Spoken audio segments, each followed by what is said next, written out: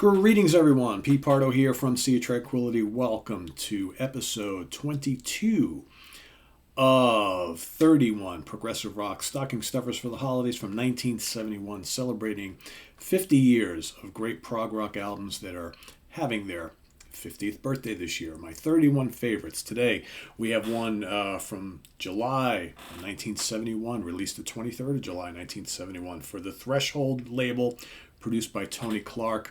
Of course, we are talking about the seventh album from the Moody Blues, Every Good Boy Deserves Favor.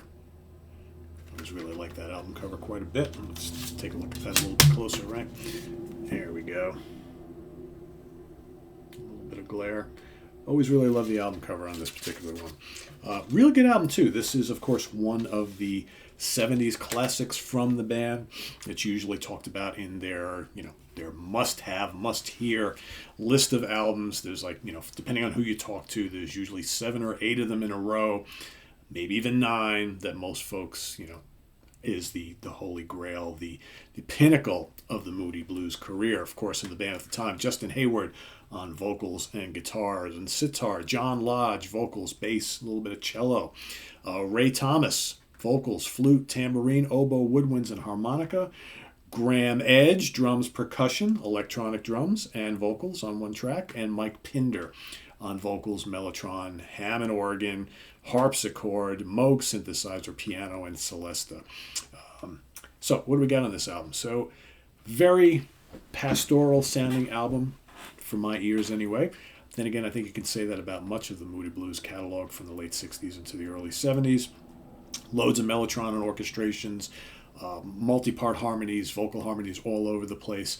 Not a particularly rocking album, except in a couple spots. Starts off with the procession, which again is very orchestral, very symphonic.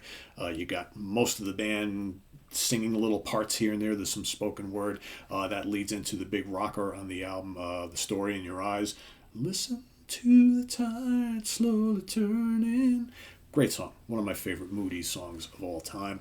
That one written by Mr. Hayward and sung by Mr. Hayward. I just wish it was longer. It's just under 3 minutes long. Our guessing game is up next. Song by Mr. Thomas. Another good one. Then you got the very lush Emily song, which is written by Mr. Lodge and sung by him as well. Then we finish off side A, or side 1 of the original LP, with After You Came, written by Graham Edge. More of a rocker here. This is kind of like a slow builder, good symphonic rock track. Got some nice acoustic and electric guitars on this particular one. Good vocals, sung by most of the band. Okay, I really like when they all take part singing in these songs. You get all these really rich kind of vocal harmonies and stuff. Really, really well done. I think that After You Came is one of their more underrated tracks. It's one of my favorites from this album as well. And then side 2, or side B, again, kind of going along with the lush kind of pastoral feel. Lots of acoustic guitar layers and textures on this album, supplemented by the mellotron and various keyboards. One More Time to Live starts it all off.